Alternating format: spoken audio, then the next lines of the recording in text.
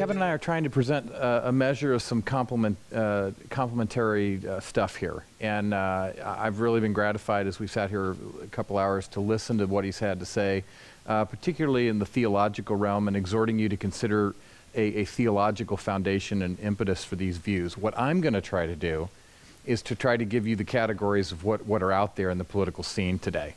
I'm going to try to flesh out, at least politically, so that you'll understand the ideas and the jargon that you'll hear in the political realm, so that as you try to apply what Kevin has given you material and thought for, and these categories, you'll be able to apply them to the real American scene. So that's what we'll try to do here over the next hour, and try to bring some clarity to these issues. Here's what we'll try to do.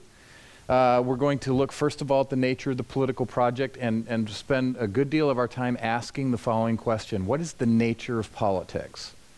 How might that relate to what we've talked about for the last couple hours? Is politics inherently bad to be avoided? Is politics something good that we ought to engage in? For what purpose might we engage in these kinds of things? Within politics, you'll see that there's a fundamental question that a lot of different political systems try to answer. It's, how do I balance individual freedom with collective equality? And we'll look at different governmental systems. I can only just give you a brief taxonomy of these today, but just so you understand, say, what fascism is versus anarchism, these kinds of things. And for no other reason is because in a lot of times these terms are thrown around as pejoratives, where I say something like, oh, so-and-so, he's a fascist. One of the most effective things that we can do is ask people for the definition of their terms, yeah? I saw Rush Limbaugh do this way back in the early 90s when he was doing the talk show circuit, when nobody really knew who Rush Limbaugh was, and my boss at this accounting firm that I worked at the time said, you got to see this guy, Rush Limbaugh. I think you're a conservative guy. I think you'll be interested in hearing him. So I watched this guy on, I think this is so far back, the Phil Donahue show, I think he was on, right? And it was a Q&A, and this guy in the back of the room stood up and said, "You're just a fascist, Limbaugh." And Limbaugh turned on him and with due respect said, "Sir, could you tell me what fascism is?" And no response. It was just sort of a hate term that's sort of thrown out. And a lot of times, in these kinds of circles, we'll see the same kind of thing. What would it look like for us to try to employ what Kevin is exhorting you to employ? What would it look like to not simply be issue-oriented, which Christians have at various and sundry times, been more just issue-oriented and reactive in our politics versus taking a more holistic approach? There's a fantastic quote, I utilized it in some of my writing, that the history of the 19th century, which is the biggest part of early American history, was a history of the story of evangelicals. And that there was a holistic approach to Christianity that is arguably lacking today. And this is why I think these kinds of classes and these kinds of exhortations are so pertinent for us, is to begin to think more holistically. And that's one of the things I'd like to run by today. One of the reasons we don't think about this is because we've brought into a false dichotomy within the Christian faith. And we'll talk about a little bit about the sacred-secular split and how this might be harmful toward our thoughts of employing a greater holistic approach to the political endeavor, especially in terms of developing a political philosophy or a public philosophy about how Christianity relates to the public square, and particularly as it relates to the political order specifically. And then I want to give you a little bit of a taxonomy between different political attitudes and political ideologies. What does it mean to say, oh, Jonathan's a liberal? That could be a compliment, or it could be a slam on him, depending upon his political ideologies. So what does it mean to be a fascist? What does it mean to be a communist? What does it mean to be an anarchist? What's it mean to be a reactionary or a radical? Liberal, the term liberal can mean 2 or 3 different things. I could say, oh, Barney Frank, he's a liberal. And he might say, well, thank you very much, or I take that as an insult, sir. It just depends on how we understand these terms. So I want to make sure we understand those terms. And then in light of those terms, I want you to see that one of the foundational issues that we're addressing, at least in today's culture, at least today's political climate, is this issue between a liberal democracy which, as Kevin alluded to in his time with you tonight, there might be some arguments that that might be more consonant with a biblical worldview than a socialized democracy.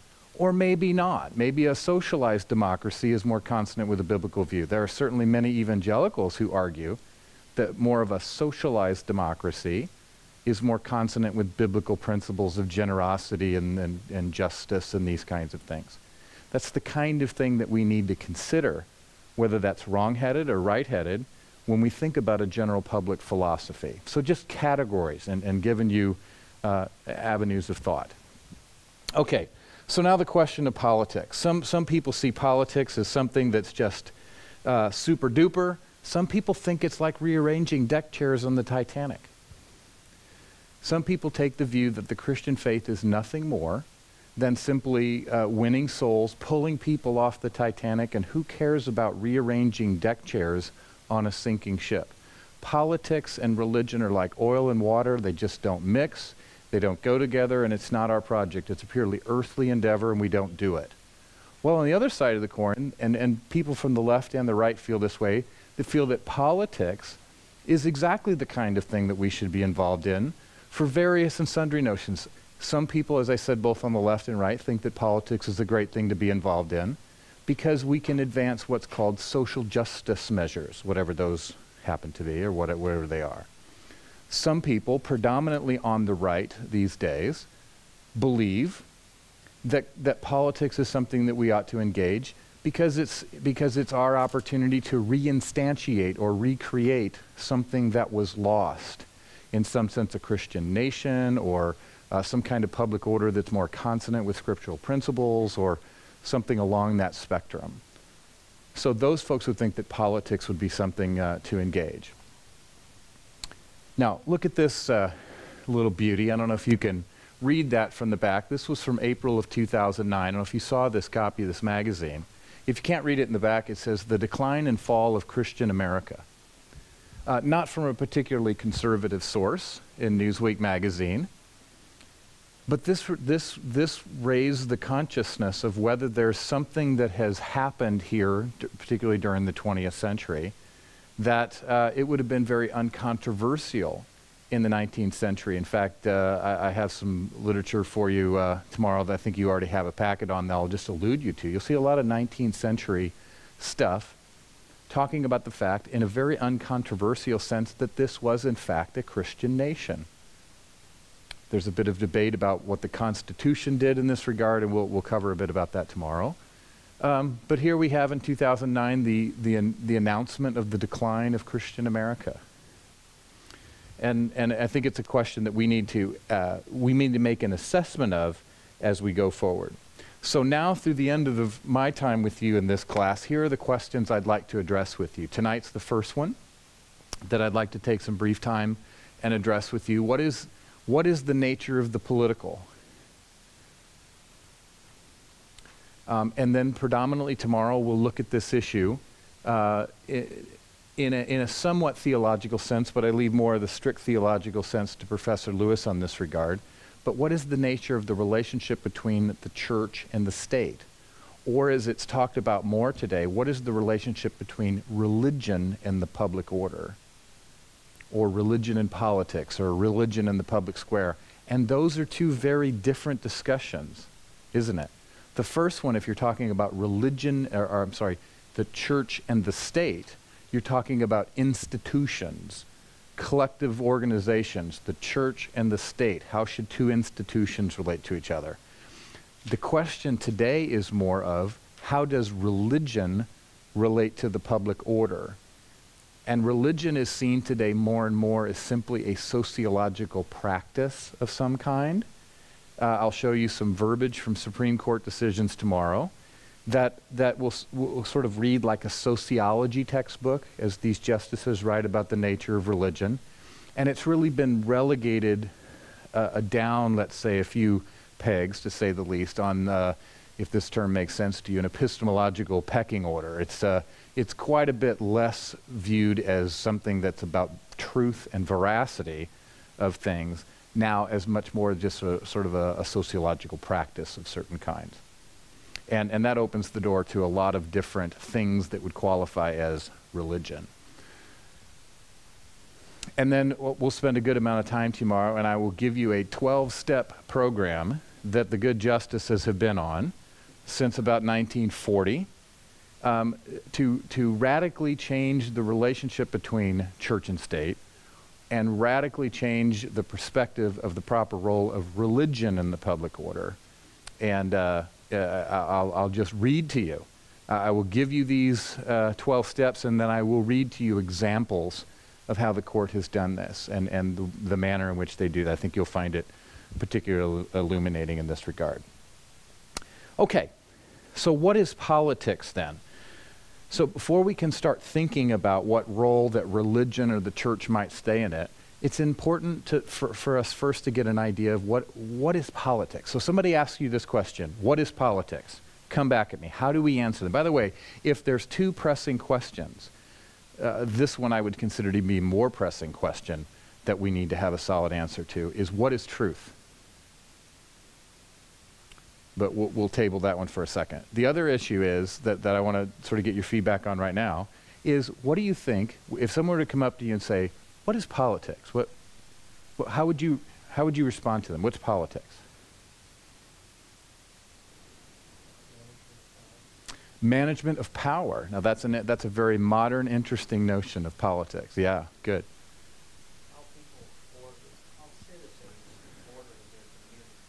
How citizens order their community. That has a more of a communal definition, yeah?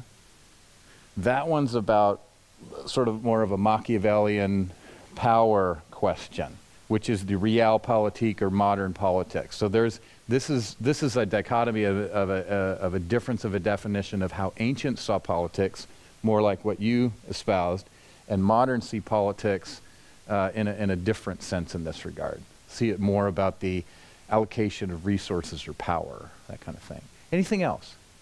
Yeah, I always heard it as authoritative allocation of values. Values? Or who gets what, when, and how.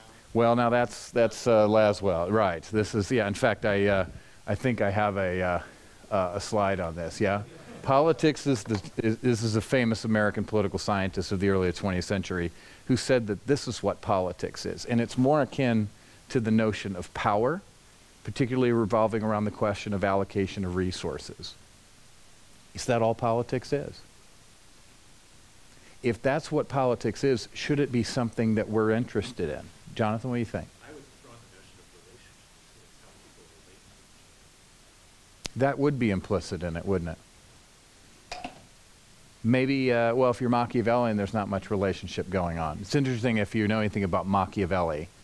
His thoughts on politics were, let's just say, quite a bit different than the ancients in building pure and just cities and philosopher kings, to say the least.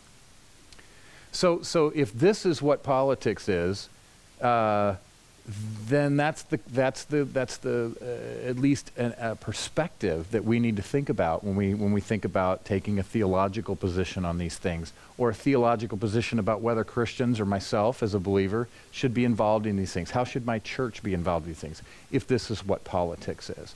Now let me give you a couple different definitions of politics that, at least according to my view, might be more consonant with what politics is all about, if I can get this thing to work.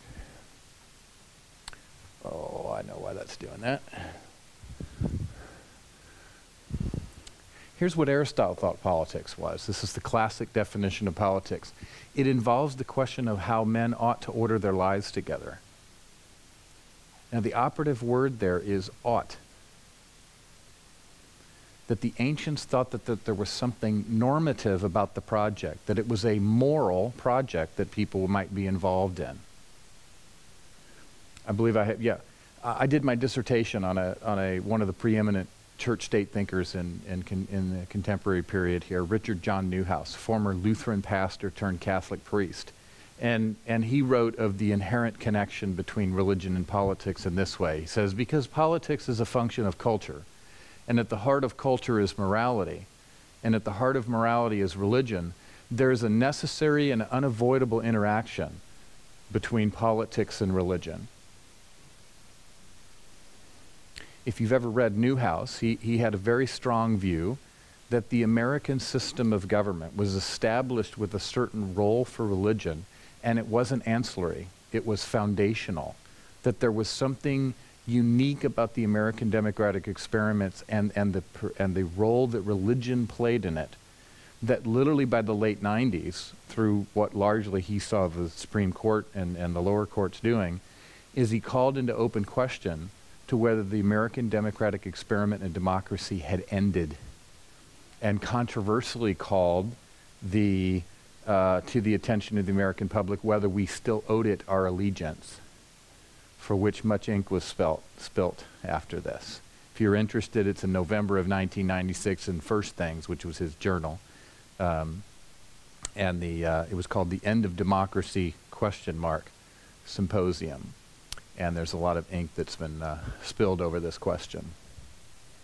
So if politics is about the moral nature of the question, and then when you throw into this mix, that a lot of times when you're talking about politics, since you're dealing with both individuals in collective society, you deal with this question of individual freedoms and how you might balance that against some form of equality in a corporate sense.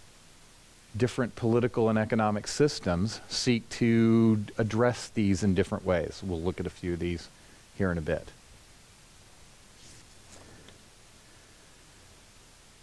Now, you all had a chance. In fact, that's why I wanted to make sure I had an announcement tonight. If you haven't picked up Beckwith's book, it's worth picking up, even if you end up writing a précis on Budiszewski. But this is what Frank Beckwith thinks about or offers for our consideration when we think about politics. It's from page 36 of the book that I referenced here. He says this: statecraft, Aristotle instructed his pupils, is soulcraft. He meant by this that the state or government, by its policies, procedures, and action, places moral ideas in the social and legal fabric of a political regime, and that these ideas serve to shape the quality of its citizens' character. This central truth animates the notion of politics offered in this book, and it is, I will argue, he says, central to the Christian understanding of politics. In other words, what he argues is that there's something about the nature of a political order that has a way of shaping the individual souls that reside within that political order. And as you will discover if you read this book, he argues that Christians, because of the very nature of the perspective and the foundation that we come from, have a large stake in that project, to say the least. He does a taxonomy of the different political subfields of political philosophy, of political science and political philosophy, and says Christians have a lot to say about the nature of these questions that are raised within these various disciplines. Now, I told you last night that I was involved in university ministry for about 20 years. And if there's one thing I can tell you that has impacted the lives of young souls, it is that there is a weight of ideas that are residing in the culture that do in fact shape and in many instances harm these souls. And if politics is simply that writ large in terms of how ideas might play out in culture, perhaps we might consider whether Dr. Beckwith has a point here, and that he's picking up on a point that Aristotle would have made thousands of years ago, that there's something indicative about the nature of the political project that we might want to concern ourselves with, because it does in fact impact people's souls. That's largely why I went into political science, was because I wanted to see how these ideas, particularly in Western culture, played out in society. And oftentimes they play out within the political arena. Probably preaching to the choir here, but you might want to consider paying attention next Tuesday to see whether in fact the ideas of the current administration will be accepted or rejected. I think we've come to a tipping point in terms of a critical mass of people in the country where we may see a referenda on the current administration's agenda. And it is ideological, and that's not a partisan statement. I think President Obama, if he were here tonight, would say, I definitely have a vision for the country that is very different than where things were headed. And we get an opportunity and a privilege to weigh in on that Tuesday. And I've been exhorting as many undergraduates as I can with these projects. Well, now some might look at Frank Beckwith, and someone might look at Richard John Newhouse and even Aristotle and say, this idea that politics and has some kind of moral significance, and particularly as Frank Beckwith will argue here, that religion has a particular key aspect to the public order. Some people might just say, they're just right-wing reactionaries. That are, and here's a standard canard that you will encounter as you read this area. Really the true story of our founding fathers, where they were just a bunch of enlightened deists who didn't really take religion seriously, and that religion really was just seen as something divisive and to be avoided, and so we established the Constitution under these regards. Now, with that in mind, let's do a little Jeopardy and see if we can name who said this. And they'll come under increasing levels of difficulty, I warn you in advance. Of all the disposition and habits which lead to political prosperity, religion and morality are indispensable supports. In vain would that man claim the tribute of patriotism who would labor to subvert these great pillars of human happiness. And let us with caution indulge the supposition that morality can be maintained without religion. From his farewell address, 1796. Very nice. And by the way, that speech was co-authored by none other than James Madison and Alexander Hamilton. And I believe these words are James Madison's. So as he helped write this speech. Okay, here we go. Here's some more. We have no government armed with power capable of contending with human passions unbridled by morality and religion. Our Constitution was made only for a moral and religious people. It is wholly inadequate for the government of any other. John Adams, very good, very good. How about this one? And can the liberties of a nation be thought secure when we have removed their only firm basis, a conviction in the minds of the people that these liberties are a gift from God, that they are not to be violated but with his wrath? Indeed, I tremble for my country when I reflect that God is just. Yeah, if you go to his memorial in Washington, D.C., you see those latter words there on the pedestal of the statue in there. Jefferson is a much more difficult case to address than saying, oh, he's just an enlightened deist. It's very likely, without sort of diverging too much here, it's very likely that Jefferson had a view of religion that might have been more suited for the masses rather than sort of his enlightened soul. But it's more complicated than that. That he did a lot of things. Professor Lewis mentioned funding missionaries. One of his grandest achievements Jefferson held was the creation of the University of Virginia, and there was a lot of public funding of religion in that regard. Jefferson attended religious services in the House of Representatives. Oh my. So Jefferson's a little more complicated than just saying that. Okay, how about this one?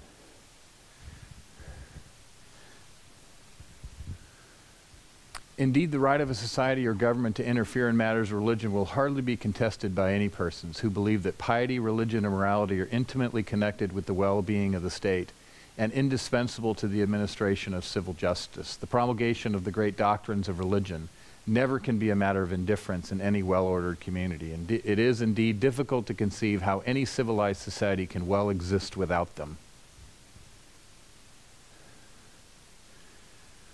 Some evangelist in the 19th century, huh? Just some, yeah, this has to be some descendant of Jonathan Edwards or something. Yeah, something like that, right? Well, let's take a look. I'll give you a copy of his commentary on the First Amendment from which this comes tomorrow. Okay, ready for another one? My mouse is going down on me here. We're a religious people whose institutions presuppose a supreme being. Yeah. Of fairly recent vintage, which tells us something here. This is from Zurich, is the case. And And this is not a particularly conservative judge who made this comment, but look at the date. 1952. I hazard to guess that you're not likely to see this kind of verbiage coming from at least a certain wing of the Supreme Court today. But I mean, this is not so far in the past, is it? What's astounding is if you know anything about Douglas, who is essentially a pantheist, this tells you that even people who were not Christian understood what our culture was Sure. about. Yeah, we've seen a revision, sir. But even Clarence Thomas said natural law. Interesting.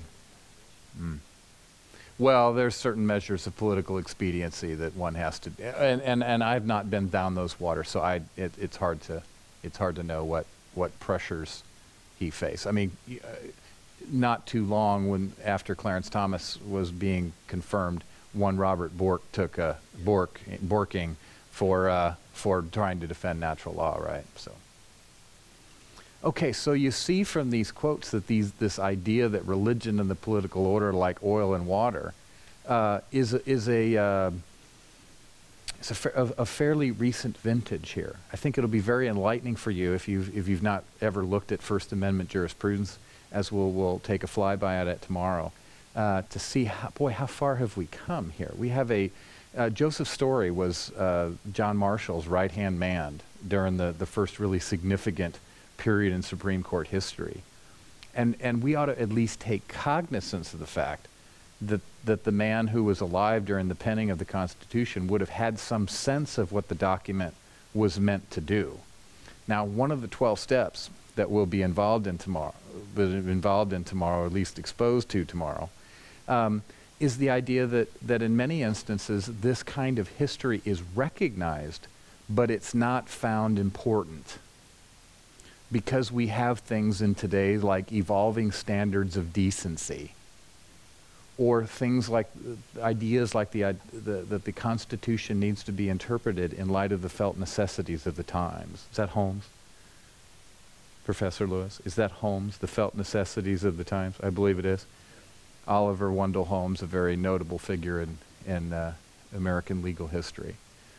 And so tomorrow we'll talk about the difference between strict constructionism, of which people like Antonin Scalia are, and this idea of a living or breathing constitution, more of an organic kind of idea. What implications might that have for us if we adopt these things, or at least come into challenge of these things? Okay, so the issue of religion and politics raises just a host of really interesting questions. We could have, and I have had, a whole class on this issue. But look at the issues that surface just when we raise the issue of politics, particularly when we consider it, or even at least give cognizance to the idea that this might not be simply about the allocation of resources or the balance of power between individuals and the state, that there's something more fundamental here. Look at this. Is there an inherent connection between religion and politics? What's the role of religion at the founding? Is that an important question for us anymore? Some people Douglas wouldn't be interested in rewriting history in a sense of denying that such a history was available. I'll read you a quote tomorrow where somebody says, absolutely, that's the way the things were at the founding, but that's not particularly important to us anymore today. And here's why. Should we care about these kinds of arguments? What role does religion still play? I'll show you a little bit about that tonight. Pretty sad statistical polling data that you might find interesting. What role does religious pluralism, or how does religious pluralism impact all this? One of the first arguments out of more secular liberal quivers is the idea that the table and the society has changed so much, largely because we have more of a pluralistic society. Is that a defeater? Do we just raise religious pluralism and we say, very good, thank you, I'm defeated, I will now take my leave of you? This is an issue that we need to think about. Are we more religiously pluralistic than we were in 1789? Well, without a doubt. How might that play into this issue? What does the First Amendment mean in light of that religious pluralism? Well, we'll leave that one till tomorrow. Now, here's an interesting question. is it even constitutional for a religious voice to be allowed in the public square today? And it might shock you to know that the answer to that question is largely yes, it is unconstitutional. That there's a line of scholarly academic thought, largely coming from a guy named John Rawls and others, who have argued that there are certain views that ought not to be allowed in a democratic discourse. And surprise, surprise, these are views that he says you can't bring to the table views that we all can't agree on. Well, we may not have a very long discussion about anything in that regard, but nevertheless, the top of the list of those kinds of views is religion, and we just need to leave these off. Other followers of this kind of thought are Richard Rorty, may he rest in peace, who argued that religion was simply a conversation stopper in the public square. Yes, ma'am. John Rawls. Political Liberalism and A Theory of Justice are the two books that are A Theory of Justice is an early 70s book, and Political Liberalism is early 90s, I believe. R-A-W-L-S, yeah. So you'll see Rawls's name invoked in this issue of whether a religious voice can be allowed in the public square. If religious voices can be allowed in the public square, how do we argue? This is a very interesting question. Do we use overt biblical arguments in the public square? Do we use more natural law arguments? Do we use a combination of both? Some might argue that overtly scriptural type arguments are by definition unconstitutional. They violate the separation of church and state, according to the young freshman scholar in my class a month ago, who looked at an argument that the Republican nominee in Delaware for the Senate had made regarding some social issue, marriage or sex or whatever it happened to be. And the young man in the back of the room said, well, isn't that just a violation of church and state for a person who's running for the Senate in Delaware to raise a religious argument? Think about the weight of the ideas on that young man in relation to these issues before us here. And then what kinds of issues should we be concerned about? Should we be concerned about simply social issues? Should we be concerned about fiscal issues? This election, I was interviewed by the student newspaper here, and the first question that the young man asked me was, what are the big issues in this election? It dawned on me that he may not be aware of sort of what the issues are.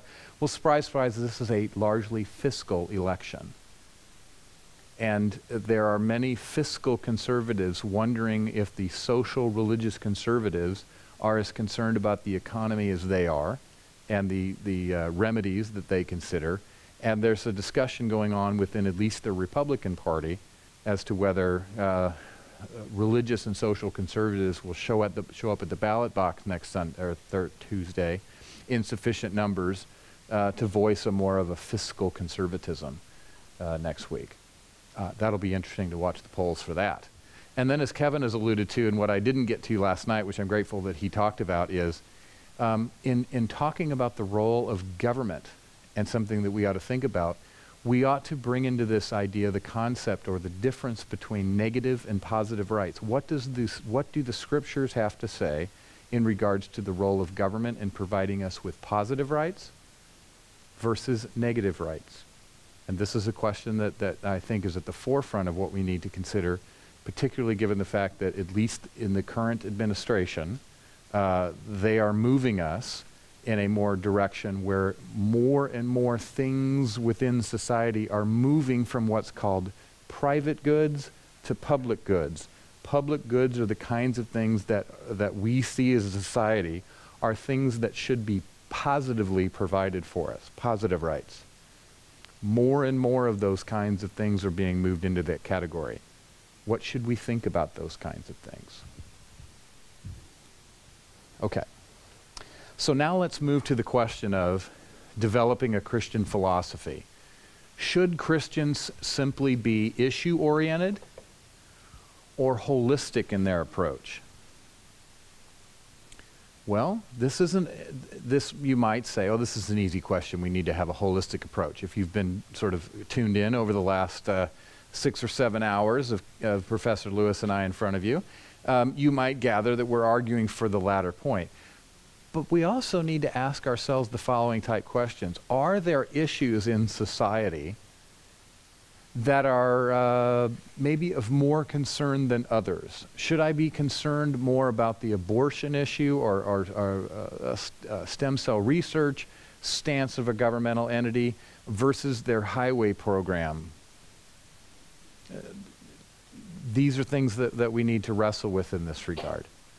Could we say, could we have lived in Nazi Germany in the 1930s and say, well, you know, I got a slight problem with the Nazis and their Jewish question here and their Jewish problem and their solution, but boy, their tax policy really lights my fire. Could we make that argument?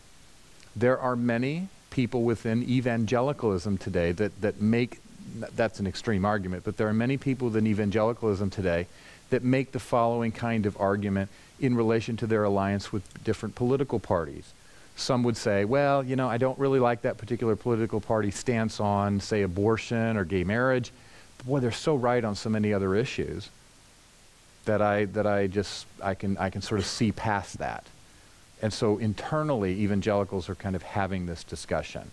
One of the classes that I'm beating on the dean's door about that I'd love to teach is an integrative class on Christians in the public square, because I can guarantee you that our undergraduate students are wholly amiss in this. They are awash in kind of a knee-jerk kind of way that they're very excited about social justice. They're not quite sure what that means, but they're really excited about it. And what I'd like to expose them to are differing the dialogue that's taking place now within evangelicalism on issues like that and other concerns, and have them, I can't make up their minds for them, but I'd like to sort of expose them to both sides of an issue that I don't think they're getting in many regards. I think they're getting one side of the story in these things pretty well here. The whole focus of Jay Budiszewski's book, if you've read it, is calling, and he looks at a taxonomy of views and ultimately concludes that the four thinkers that he addresses in that book don't adequately address a public philosophy, and argues that they're missing a piece, and largely he's going to argue about a natural law thing. So you'll see that in that book. But in Budiszewski's book, he's arguing that evangelicals have had a significant influence in the past. I mean, it's like reading about an alternate universe when you read about the role of religion in the 19th century versus where religion has been relegated, and I use that term specifically, relegated to the private sphere. It's almost as if we've been relegated to a reservation. And as you'll see tomorrow, religion is allowed to remain in the public square only under a certain neutered construal of religion.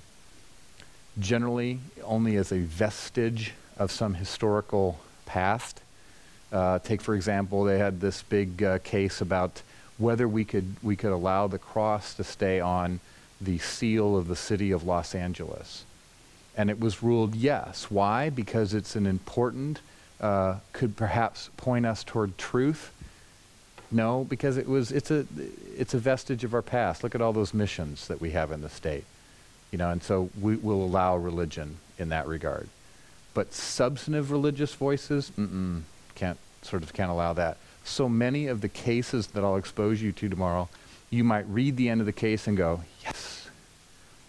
But when you read the reasoning of why they allowed, say, a really controversial thing like a creche display somewhere within the vicinity of a county courthouse or something radical like that, when you read the reasoning of why they would allow these creches to remain, you may not get so excited. The Prop 8 issue, I'm not sure where that's going to go in court in this regard.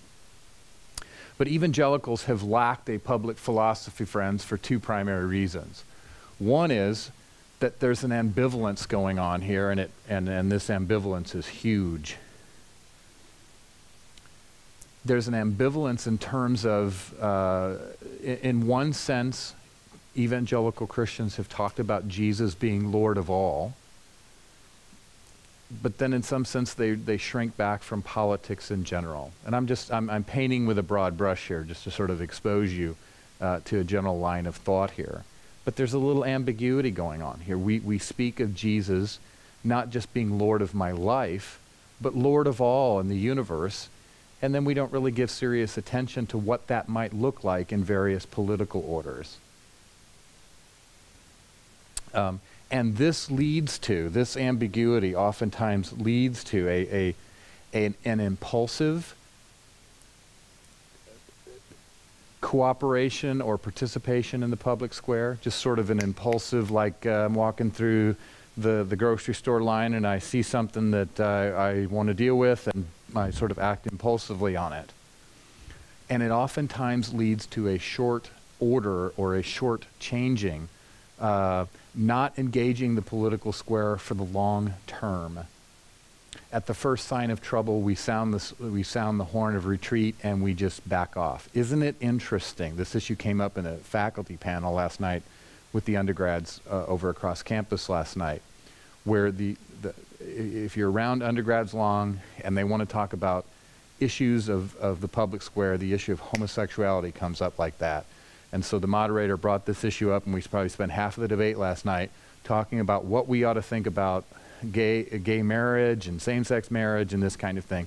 And one of the things that was pointed out was the idea that in 2000, before I was a resident of California, as I am now, apparently California voted on same-sex marriage and it went down 60-40, something along those lines. Well, we had Prop 8 here 3 years ago, and it's 52-48. So read the tea leaves, right? See, the thing is, whether you agree or disagree with proponents of same-sex marriage, they do not go away. They have a public philosophy that whether you like it or not, is arguably the case that they're not deterred.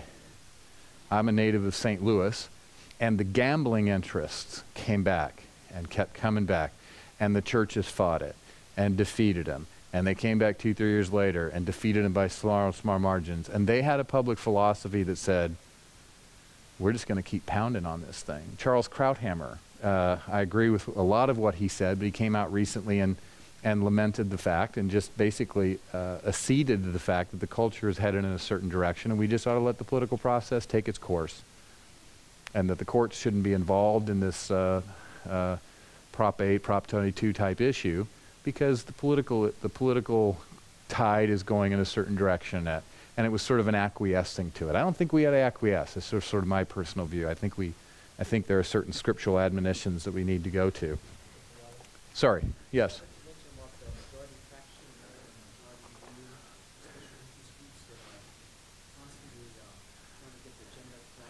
Yeah.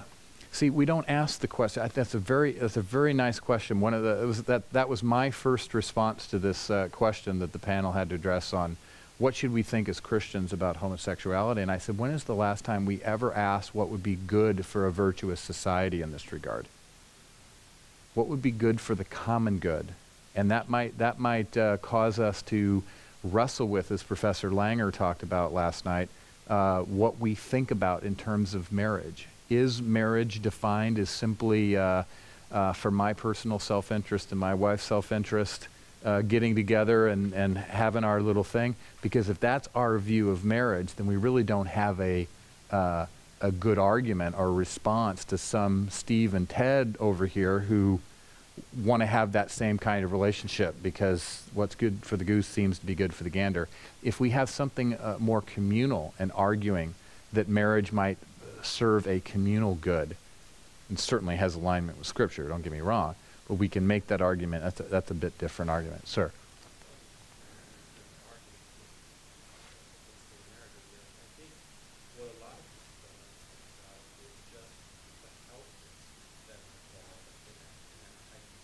Sure. And that's one thing that we never talk about, is there are serious health issues. So, it should be out of love that we say the government Yeah. pretty much allows. When you tie a fiscal type, even when you include within your argument some kind of fiscal argument, it's a little harder argument to make. Granted, that's certainly an issue. It's certainly an issue. So if the Christians lack a public philosophy and don't have it, this is what you kind of see. You see Cal Thomas here, along with Paul Weyrich, who were founding members of the moral majority and the Christian Coalition and this kind of thing. Here in an article dated 2008, Cal Thomas writes an article called "Rest in Peace, Religious Right." And he looks back at the last 20 years of political history and Christian involvement in it and says, we ain't got much bang for our buck, we're out of here. And just sounded the call for retreat. Upon Obama's election, you have this kind of thing showing up. You have people writing in the New York Times about the evangelical crack-up. And if you look at the polls in 2008, there were many evangelicals who voted for Barack Obama, and that's what sort of this article appealed back to. 6 months later, Daryl Charles says that the evangelical crack-up is a myth. Who are we to believe? What are evangelicals going to do now? This is indicative of the idea that evangelicals may be impulsive and not long-lasting within the political square here. Secondly, it's likely the case that the community has not thought out what it would mean to have an orderly political reflection. And this is largely the case, I believe, because we've bought into a sacred-secular split. The idea that we can look at the scriptures and see what they have to say about my personal life, but they don't really have anything to say about my public life or the public order. Now, in an interview that Dr. J.P. Moreland did not too long ago on a radio broadcast, he was asked about evangelicals, this was certainly after the election, and see if these words don't sound true to you. The question was asked of him, sir, do you think pastors will get into trouble? I mean, they're all going to say to you, that's very nice, but I'm going to have my Democrats leave, and they're going to take their contributions with them, and they're going to call the IRS, and I'm going to get audited. And I'd just as soon talk about the Beatitudes and not connect them up with voting. That was the question. Here's the response. Well, if you keep doing that, then what you're creating is a sacred secular split in the lives of your parishioners. They can allow Jesus Christ to have something to say about their personal spiritual lives, but Jesus Christ is not allowed to say anything when it comes to their public life. I find that kind of discipleship to be completely unacceptable. If a Christian or those who are listening aren't Christians need to understand that those of us who are Christian want to seek and follow Jesus as best as we can in all our flaws and all our problems. But that's our goal. It would follow then that we should want to follow Jesus throughout all of life, including life as citizens of a state. And if the New Testament and Old Testaments teach on that, so be it. It's a wholly different view. Sir? That's J.P. Moreland. This was an interview he did on a local radio talk show here right after the 2008 election. I saw him in the parking lot as he was headed out to it, and he asked me what I should say, and I gave him a blurb, and it made it to the radio, and it was pretty fun to sort of be channeled through J.P. Moreland on the thing here.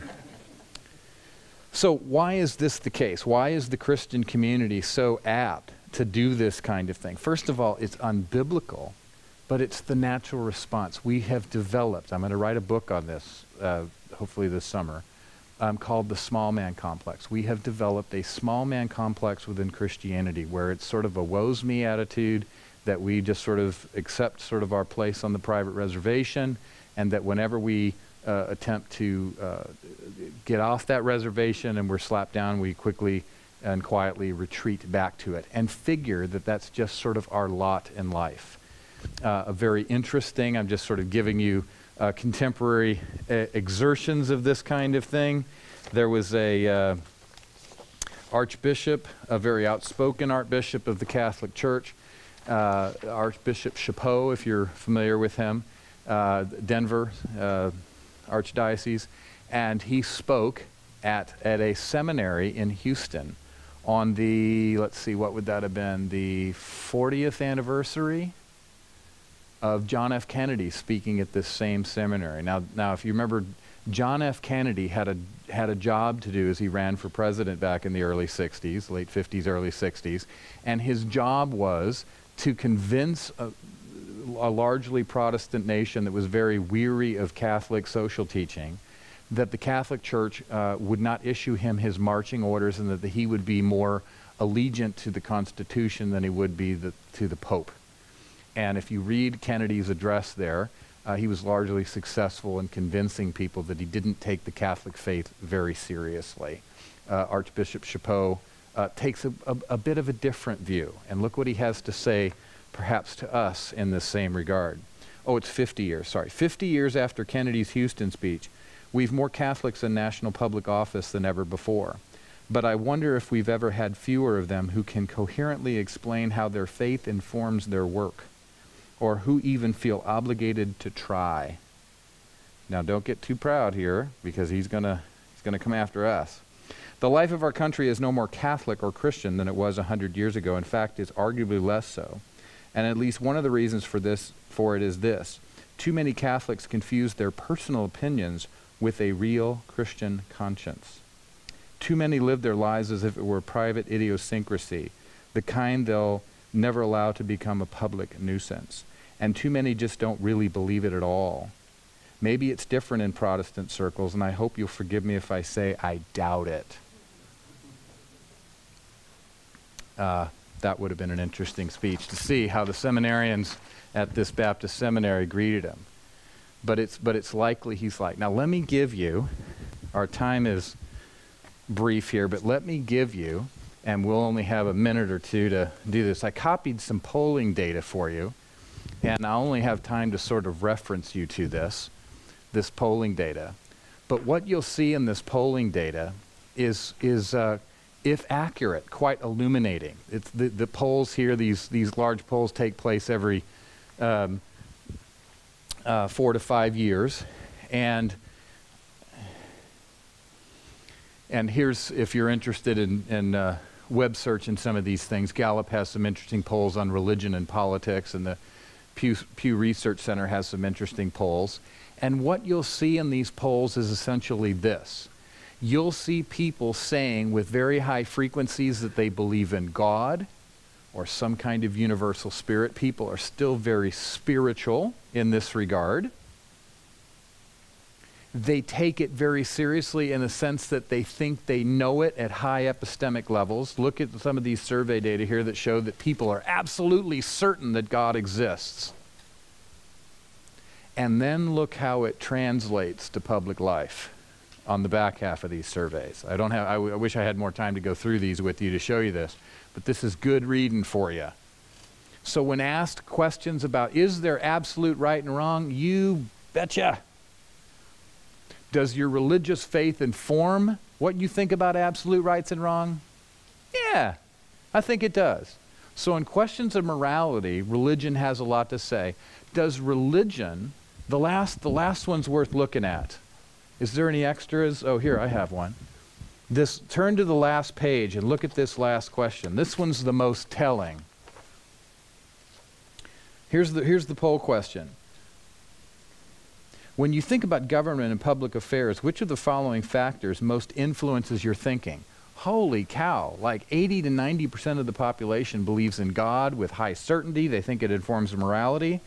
But 34% think that personal choice and personal experience. 6% family and friends. 19% what the media tell them. Religious beliefs lag in there at 14%. How about evangelicals? How well do we do? Well, 28% thought that the religious beliefs are what inform their government public affairs, but when you start adding up all the other things, the 28% gets pretty small.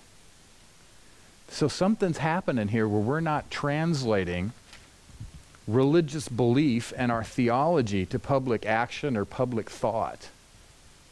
And so it is no wonder that many people reject, I guess you could say, that evangelicals will be a continued unified force. And I think to some extent they have good reason. I had, when I was a grad student, I had opportunity to interact with a number cruncher. There's a lot of people in political science that just quantitative everything. And she was trying to pick my mind on what evangelicals would do in the 2008 election. And I said, well, to be honest with you, I think a lot of them are going to stay home. For good or ill, George Bush spoke a language to evangelicals that set a pretty high bar that John McCain will not be able to meet. And I just don't think there's going to be that connection there. And I don't think that there's going to be sort of the impetus that evangelicals felt in the 90s as a sort of, a revulsion against the, say, the personal habits of one Bill Clinton, that just wasn't there in the 2008 election. When you looked at Obama, he could not be sort of vilified in this regard. Seemed to be a decent fellow who had a nice wife and loved his kids and seemed to be a good father. Was the antithesis sort of a Bill Clinton type figure. And John McCain just didn't connect in that regard. And so I was telling her, I think what your polling data is going to find after the 2008 election is that Obama's going to make great inroads into the evangelical community, which actually surprised me because I think the low point of his campaign was out there at Saddleback, when I think McCain just trounced him in terms of what he did on that stage, but it didn't seem to have of much impact in terms of the politics that was going on there. Now, under this small man view of Christianity, and I want to respect your time, so we're gonna kill it at 10, and maybe I can just start tomorrow morning with the other half of this. One of the things that we've developed, and look for this in our youth, oh my goodness, or not so much only in our youth, but it's particularly prevalent in the youth. They have adopted, particularly after they go to the university, what others have coined as a narrow escape syndrome. What is a narrow escape syndrome? It's the idea that I go like this. Whew, man, if I had not been enlightened to more broad ways of thinking, that I would have gone the way of these narrow-minded people that raised me and the kind of people I was in the church. And there's sort of this self-congratulatory patting on the back that they've sort of evolved beyond this idea of thinking about things from strictly theological points of view as if that was the only perspective one might want to consider. One might want to be more open-minded about this. And the way you'll recognize somebody who has the narrow escape syndrome is the amount of time and the shoulder pain they have from patting themselves on the back for this discovery. Now, this is a very interesting thing that I think that we as a body need to develop a manner in which we are discipling people within our midst who feel this way. Hey, they may be right, they might be wrong, but we need to be the kind of people who can interact with people like that.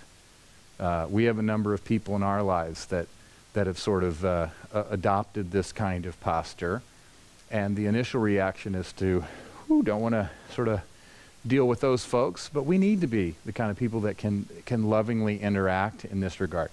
But I just sort of throw that out for you to be aware of in this regard. Now here's the last thing, and oh ma'am, sorry.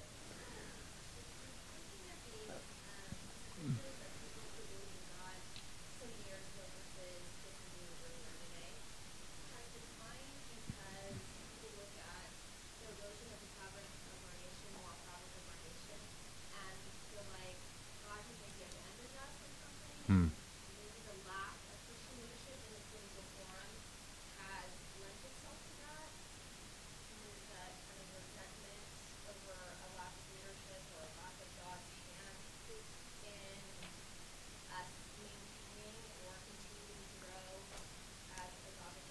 Well, I think you see that lament about the fact that the social fabric is broken down, that we don't honor God anymore in our public school systems or in our public life in general. I think you see that lament from people who still continue to take religious seriously.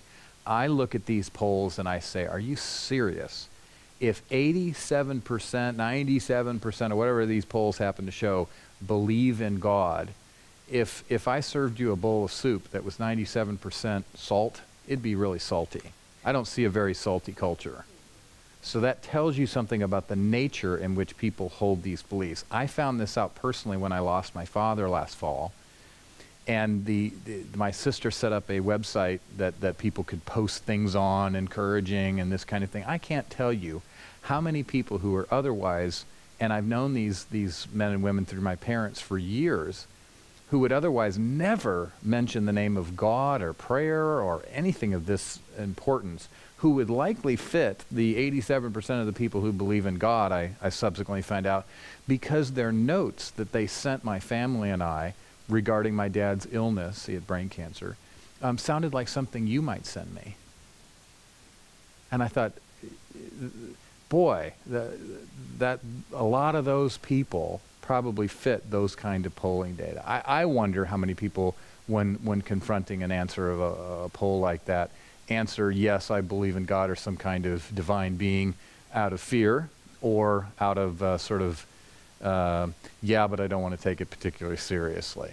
And now, before we get too hard on those folks, we don't see in the evangelical community a real strong public impetus or public import from these religious beliefs.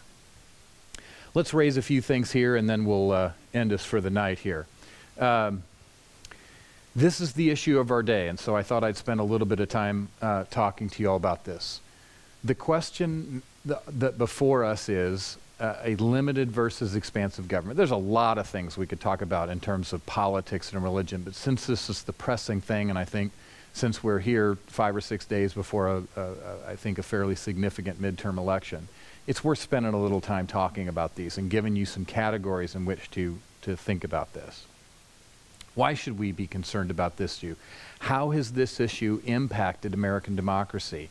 Largely, as you'll see tomorrow, the growth of the size and the scope of the federal government has largely come through the 14th Amendment and certain interpretations of the implications for the religious aspect of the culture and the role that religion plays now in our public order is largely been impacted by the combination of how the court has ruled on the 14th Amendment and the First Amendment. And you'll see how that plays out tomorrow. Largely what this has led to, and this is a term I just sort of want to introduce you to. If you read in this church-state area, you will come across this. You will read the term naked referring to the public square. This is a term that Richard John Newhouse coined in the mid-1980s when he wrote a book by this title. And his argument was that over the last 80 years or so, that the public square had been stripped of a substantive religious voice and input, and therefore the public square was naked. His thesis was that the naked public square was a dangerous place and that would likely lead to totalitarian circumstances. Because when religion is removed as a public actor, then it sets up no boundaries for the pretensions of an ever-growing state, and he believed that it would lead to totalitarianism.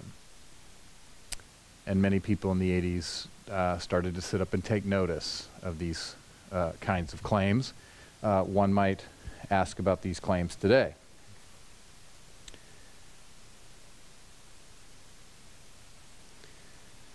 Now, as I mentioned yesterday, if a larger government means an increasingly secular government, which in our case, it is certainly headed in this direction.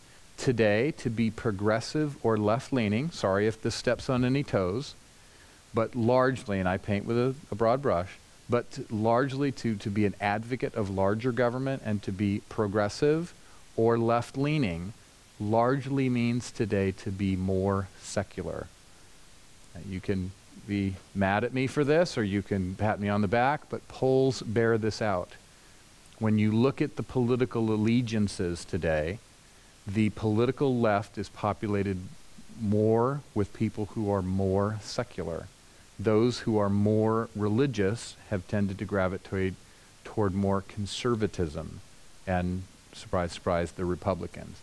The religious divides in the country are no longer between denominations. It used to be that there was a Democratic alliance, largely of evangelicals down south, Catholics, and Jews.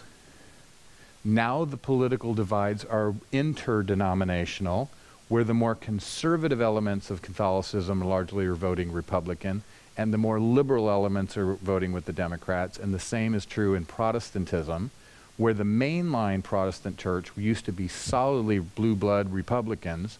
Now they're becoming increasingly Democratic, and the more conservative elements of Protestantism, evangelicals, are tending to vote Republican. Oh, sure, I can easily find that information. Did you have a question, ma'am?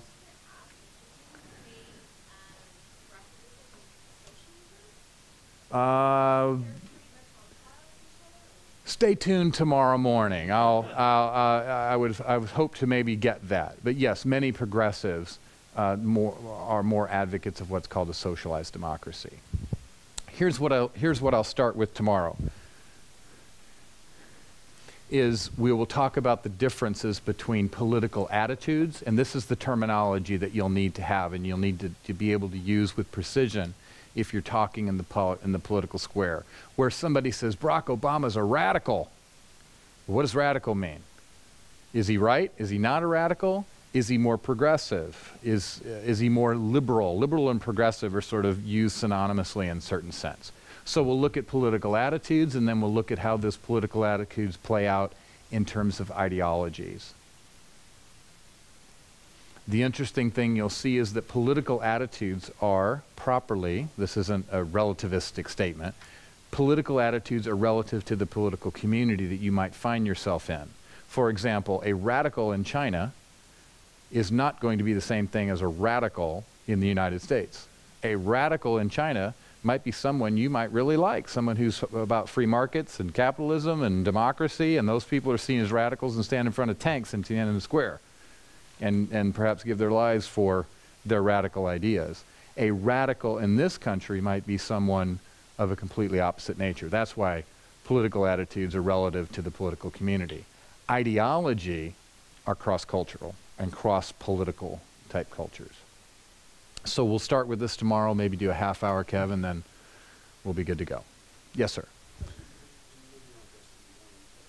statement about even within the church, how the church is divided in their voting patterns of conservative and liberal. And I agree with you. I think it's a sad state. But why do you think that's happening? Well, the political parties are playing to these things. The Democratic Party has the political divides in this country are largely economic and social. The Democratic Party and the Republican Party, say up to the 1950s, were very much in lockstep. Many people who joined the Republican Party, people like Ronald Reagan and others, joined the Republican Party, Richard John Newhouse, because the Democratic Party chose to go in a very different way socially than the Republican Party. The planks of the party after the 60s radically diverged.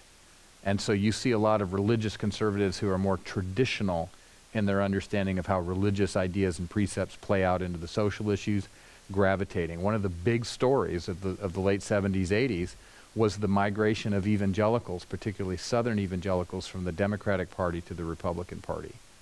Not too long ago, I mean, Southern evangelicals resurged politically in 1976 and voted for Jimmy Carter.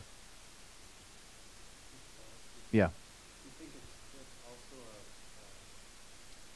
a state of the church's teaching? In sense of the political divides?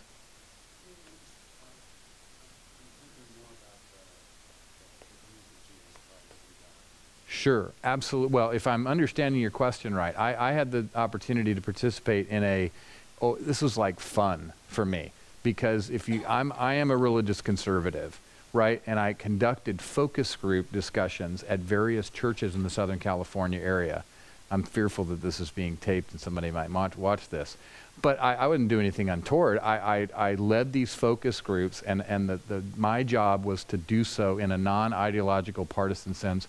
We were doing research, and we wanted to know what these churches thought about religion, politics, issues that involved in religion and politics. And I can tell you, we went to a mainline Protestant church up in Pasadena, a very large mainline Protestant church, and these people with gnarled faces and clenched fists talked about evangelical conservatives like the devil.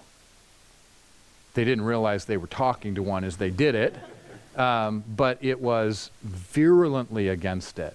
And what you discovered during this focus groups is precisely what I think your question asked about the nature of the teaching in that particular church, because we'd asked them questions that followed up, okay, hear ya, what has led you to this conclusion? And it's largely that the evangelical Protestants and the more conservative elements of Protestantism have been labeled as in a bad way, just myopically concerned about issues of personal sexuality, and that's sort of our sole focus, and that we've lost the big picture of more issues of social justice, and that's what they're concerned about.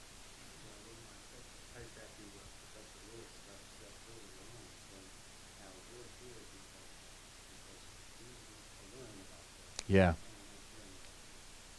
Well, okay, and fair enough. I mean, I've been in a fair amount of churches over our married life, and I've not seen one political type sermon given at a church. I was invited to speak on Prop 8, and the pastor came up to me that morning and was somewhat nervous about me coming up and just saying to people that this is on the ballot this Tuesday. Here's the issue. Vote your conscience and your theological convictions. I wasn't up there as a proponent of vote yes on Prop 8 or anything like that. He was definitely worried but he was worried he'd lose his tax exemption. We've been sufficiently cowed, yeah. Okay, want to be respectful of your time. Have a nice evening. We'll see you all tomorrow, and pick it up from here, right? Yep. Okay. Biola University offers a variety of biblically centered degree programs, ranging from business to ministry to the arts and sciences. Visit biola.edu to find out how Biola could make a difference in your life.